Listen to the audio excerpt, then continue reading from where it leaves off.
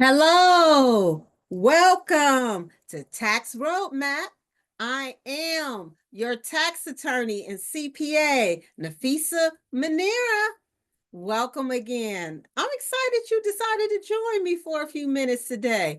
We're going to talk about, we're going to talk about today tax representation and tax controversy. As we go on this mission to recruit and train more attorneys and CPAs and enrolled agents to specialize in tax representation and tax controversy work, one of the things we have to talk about is what? What is tax representation? What is tax controversy? What are you talking about, Nafisa? Well, let's go on. There's three main terms that you hear often in the marketplace. So we're going to talk about them today so we can get clarity. There's usually tax representation, tax resolution, and tax controversy. You usually hear these three terms, and sometimes I know a lot of times when I use them, I am using them interchangeably, right? I'm using them interchangeably. So let's just talk about it. Okay, let's first talk about tax controversy, right? Now, the reason why I use these terms interchangeably is really because there's really no difference between them. There's really no difference. But let's talk a little bit about it. Now, tax controversy is has been defined just recently, matter of fact, just recently by the Internal Revenue Code with some new regulations that came out in January. Now, mostly related to the appeals office and appealing different tax disputes that were going on. So I want to read you though the definition. Let me see if I still had it pulled up. I meant to pull it off my printer so I can put it up here. But I want to read you the definition right here, right?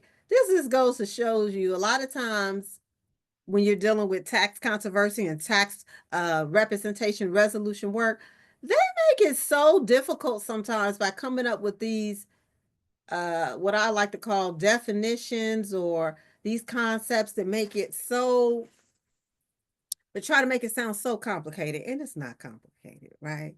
It's not really that complicated.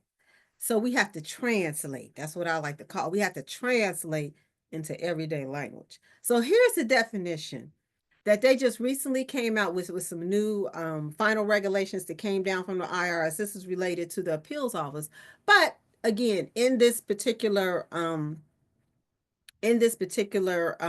regulations that they had, they define federal tax controversy. So I thought this part was very interesting. So let me just read it to you, and then I'm just going to tell you the bottom line of what it really means.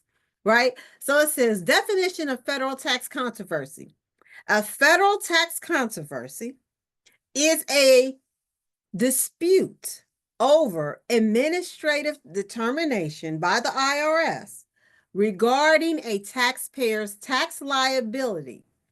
This includes disputes over income, employment, excise, estate, and gift, as well as penalties. And it also includes, for example, disputes over the tax exempt status of organizations and qualified plans. So actually, that wasn't too bad. I thought it was going to be a little bit more detailed than that. I thought I must have been reading something else, but actually, that definition really wasn't too bad. At the end of the day, federal tax controversy is just talking about the work and that there's a dispute.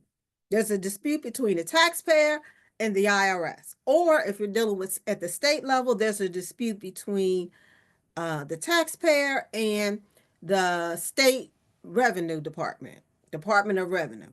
Okay? That's all tax controversy is, right?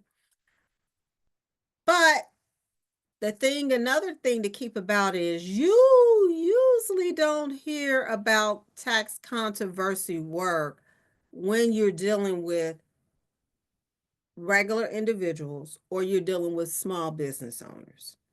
Usually, a lot of times you'll hear tax controversy involving large corporations or involving one of the big four large accounting firms, right? when they talking about a dispute between, the taxpayer, whether the taxpayer is an individual, whether the taxpayer is a business or a large partnership, it doesn't matter. They usually use the word tax controversy. Okay. But at the end of the day, again, it's just a dispute between the taxpayer and the taxing authority, which in this case, the majority of what we're talking about is the IRS. Okay, so let's look at tax resolution, right? Because you hear a lot of tax resolution, people talking about tax resolution, right? And you even have what they call tax resolution firms. So what are we talking about, Nafisa? At the end of the day, what is tax resolution? Resolving a tax dispute between the taxpayer and the taxing authority, whether we're talking about the IRS. A lot of this has to relate to marketing, right? People come up with different terms for marketing purposes, and then it catches on, it gets a trend, and then people start just naming stuff and calling it tax resolution work, right? But a lot of times in the academic world or the higher dollar amount world, when you're dealing with a lot of corporations, people like to refer to it as tax controversy versus tax resolution. I just think that's just a marketing thing, because at the end of the day, the concepts are still the same. Okay. And federal tax controversies, that is a broad term. When you say a dispute between a taxpayer, that is a very broad term. But when people a lot of times talk about tax resolution, sometimes they are narrowly defining it in terms of actually dealing with only clients that have already have tax debt, that amount has been finalized. That, but for our purposes and for most of the world purposes, tax resolution and tax controversy means the same thing. Okay. All right. Means the same thing. So if you actually are going to look for a job, you would search tax resolution. You would search tax controversy. And tax controversy a lot of times is used more in the legal field and legal practice. A lot of times they use tax controversy versus a tax resolution or a tax representation. Now let's look at tax representation. Tax representation is actually defined in the IRS also. Okay. And let me let you know about this. Now, this is defined because the IRS has defined representative. They have defined what is considered a recognized representative. So this is where you get the term tax representation work, because usually they're talking about the person that's representing the taxpayer, or if the taxpayer is representing himself, they're talking about the person who's representing the taxpayer in resolving this particular tax dispute, right? But look, here's how they define representation in the regulations, in the Treasury regulations, and specifically for all you nerds out there that want to nerd out on the actual tax regulation section, it is section 601-502, the Treasury regulations, which deals specifically with who is a recognized representative. And I kind of talked about this the other day too, when I said, number one, the recognized representative is going to be an attorney, it's going to be a CPA, it's going to be an enrolled agent. I left out a few though. It can be an enrolled actuary. I always forget about this particular category. Why? Because I've never met an enrolled actuary who does tax representation or tax controversy work. I just never met them.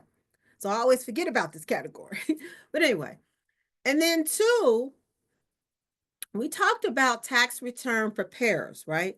Tax return preparers, they have very limited authority to represent the taxpayer before the IRS. As a general rule, they do not have broad authority to represent the taxpayer before the IRS. Now, what they do have authority to do, tax preparers who have prepared a tax return can represent the taxpayer in an examination, in other words, in an audit for that particular tax return year, for that particular tax return issue, if they prepared the tax return. So that's what they can do. Other than that, they do not have broad authority to look at all the taxpayers' tax debt for all their years concerning all different types of tax types and resolve that. They only have authority to resolve the specific tax issue dealing with the specific return that they prepared for the specific period that they prepared that particular tax return for. Okay, so just keep that in mind. So that's it. That's basically it. And also remember that the taxpayer can represent themselves, and they can, if they have a relative, represent them as well. So if they have a family member that they want to step in their shoes, they can do that, and that will be considered a representative under special circumstances. Okay. So that is how it's kind of defined in the Treasury regulations. But as you see, at the end of the day, what is the tax preparer doing? The tax representative doing?